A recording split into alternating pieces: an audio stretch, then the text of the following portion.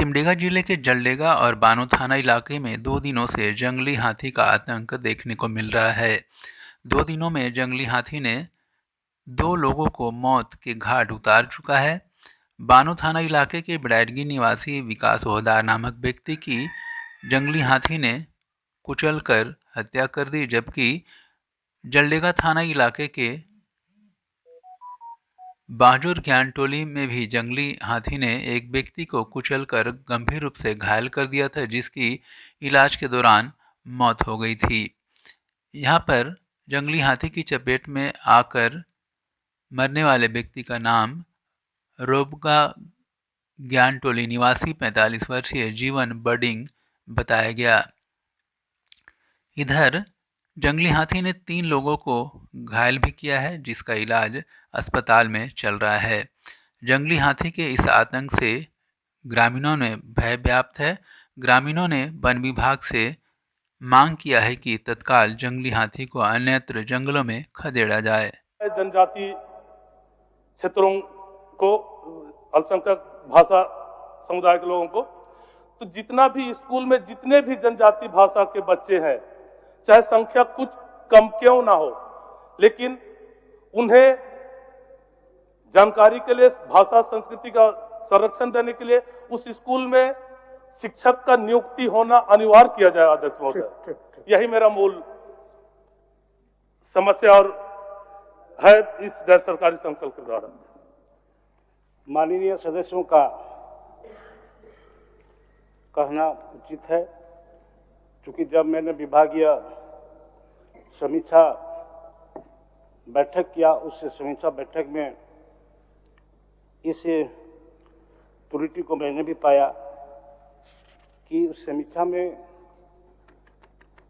जो रिपोर्ट मैंने जो पाया है, उसमें पहले जो सर्वे किया गया था उस पर कई विद्यालय में, जैसे उनका अपने विधानसभा क्षेत्र की बात कहे कि अच्छी तरह से माननीय सदस्य को मालूम है कि किन विद्यालय में कितने कौन भाषा भाषी के छात्र पढ़ रहे हैं, और मैंने जब समीक्षा के दौरान इस पाया गया है, निश्चित तौर पर इसमें त्रुटि पाया गया है, और इस त्रुटि को सुधारने के लिए महोदय मैं बहुत जल्द ये जिला स्तर और ये स्तर से एक रीसर्वे करा करके उसका सही आकलन लेकर के फिर भाषाई अनुपात शिक्षक बहाली करने का प्रक्रिया में शुरू कर दूंगा।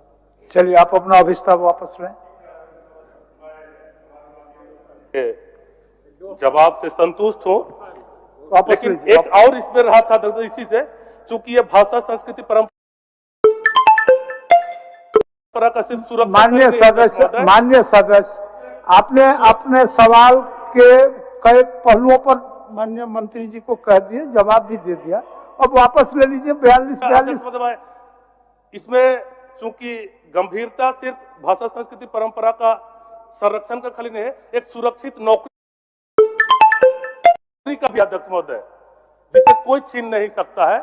इसलिए इसे गंभीरता से लेते हुए जो सरकार ने निर्णय ली है, अध्यक्ष महोदय, मेरा गैर सरकारी संकल्प आदिवासी समुदायों के पीड़ा और समाधान को लेकर है। अध्यक्ष महोदय, यह सभा राज्य सरकार से अभिस्ताव करती है कि झारखंड राज्य में रहने वाले अनुसूचित जनजाति एवं मूल निवासियों के भाषा, संस्कृति एवं परंपराओं की सुरक्षा, संरक्षण एवं विकास की गंभीरता को जरूरी समझते हुए इनके बहुलता वाले इलाकों के प्राथमिक विद्यालय, मिडिल स्कूल और उच्च विद्यालयों में जनजातीय एवं क्षेत्रीय भाषाओं से पढ़ाई को अनिवार्य करते हुए शिक्षकों की नियुक्ति अविलंब सुनिश्चित की जाए।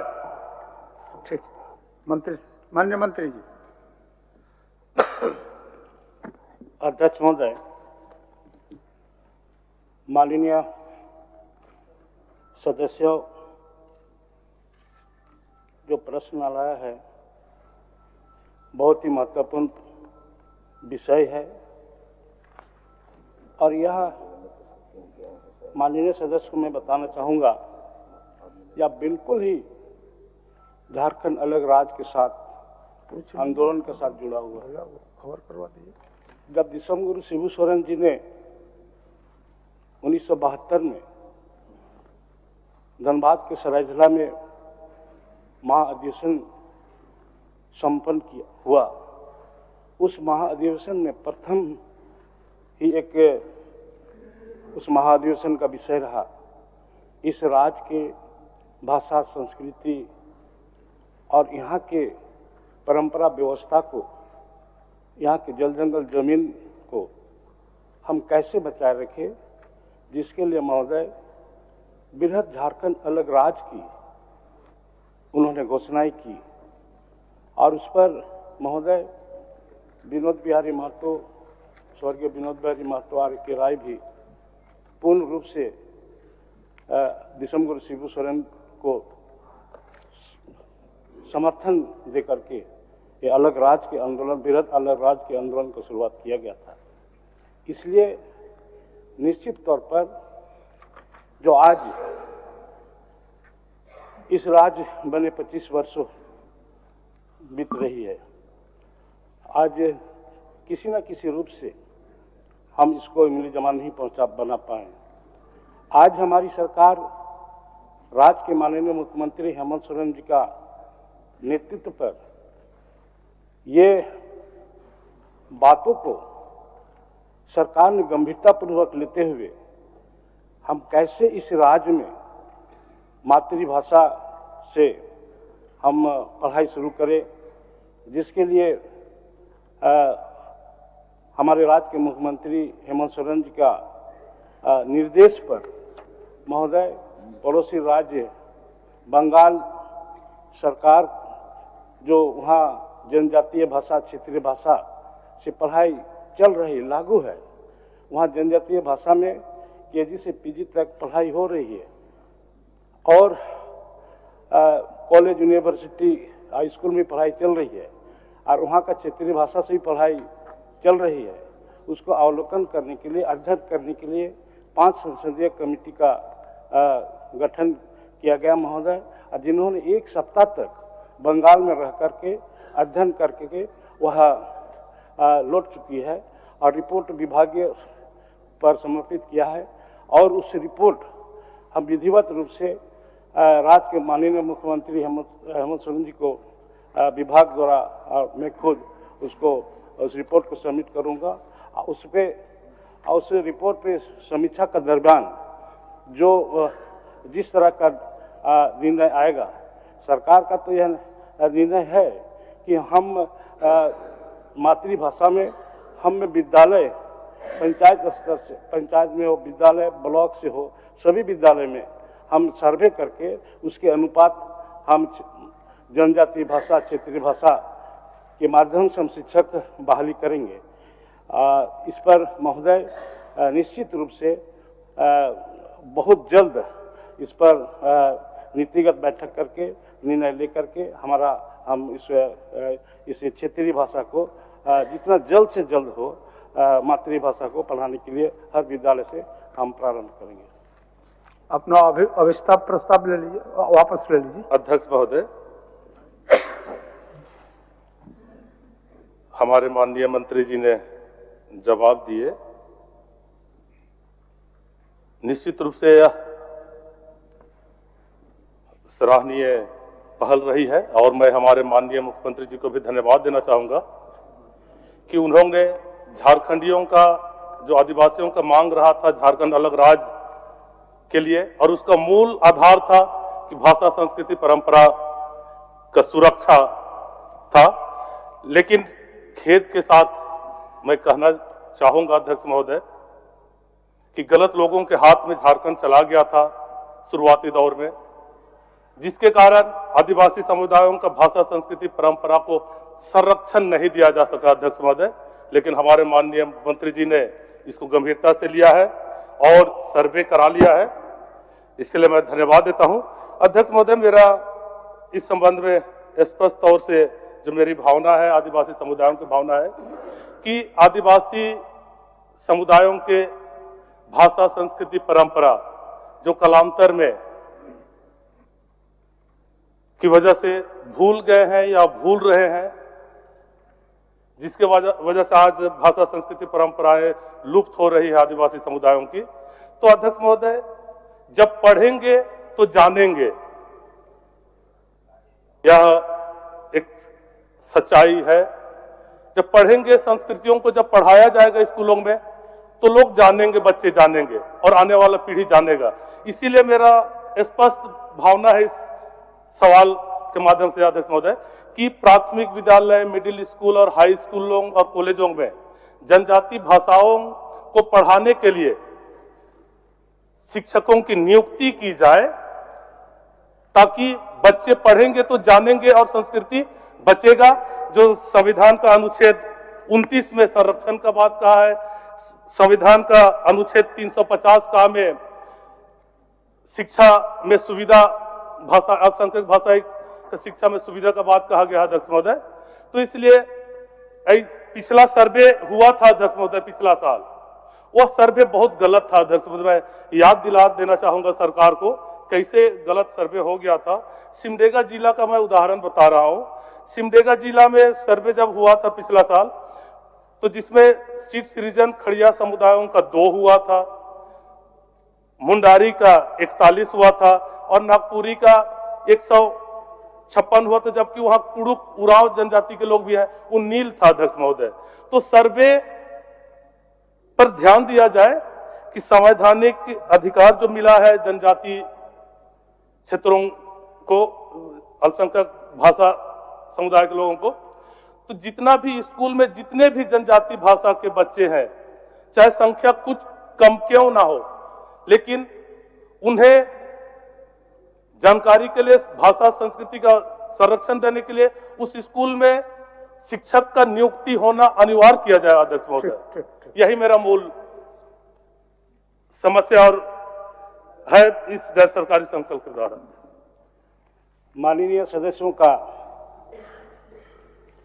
कहना उचित है, क्योंकि जब मैंने विभागीय समीक्षा बैठक किया, उस समीक्षा बैठक में इस त्रुटि को मैंने भी पाया कि उस समीक्षा में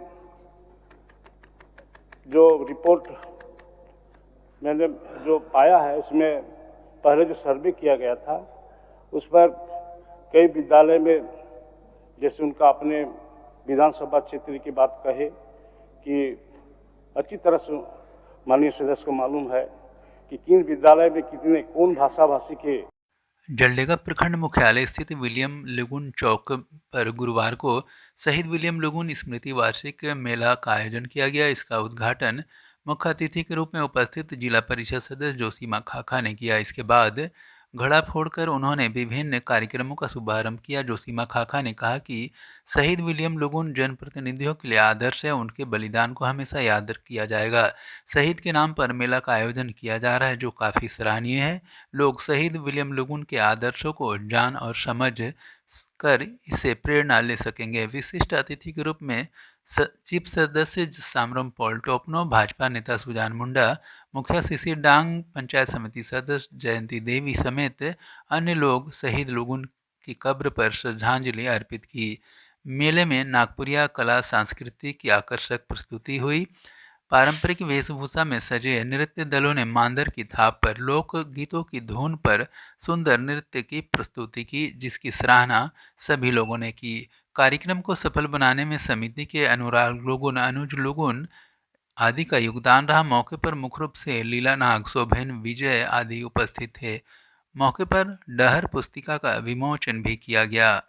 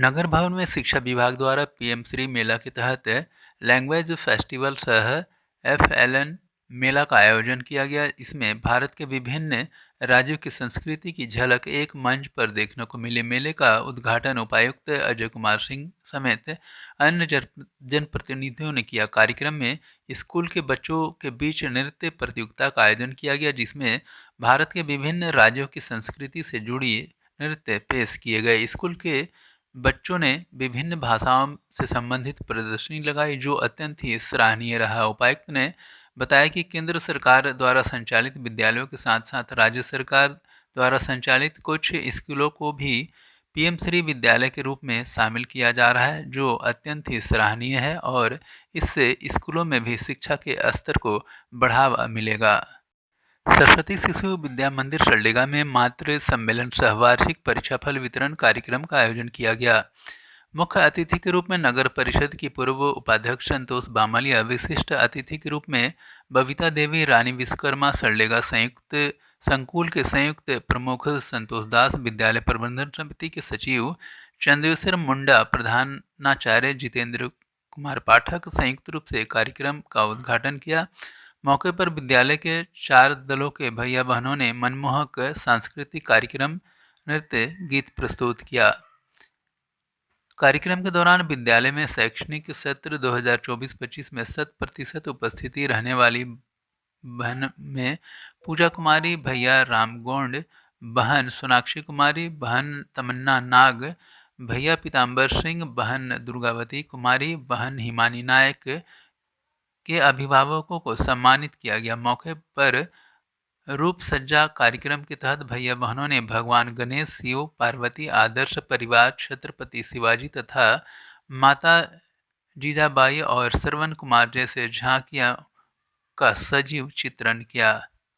बानो से कामडारा जाने वाली इस मुख्य सड़क में बानो पुलिस ने सोयनाला स्थित पुलिया पर भारी और बड़े वाहनों का परिचालन पर रोक लगा दिया है। पुलिस निरीक्षक रामानुज वर्मा ने थाना प्रभारी विकास कुमार ने सोय पुल का निरीक्षण किया। पुल में दरार और पिलर दब गया है, इस कारण पुल के ऊपर से ड्रम और बैरिकेडिंग लगाकर मालवाहक बड़े वाहनों का परिचालन को रोका गया है।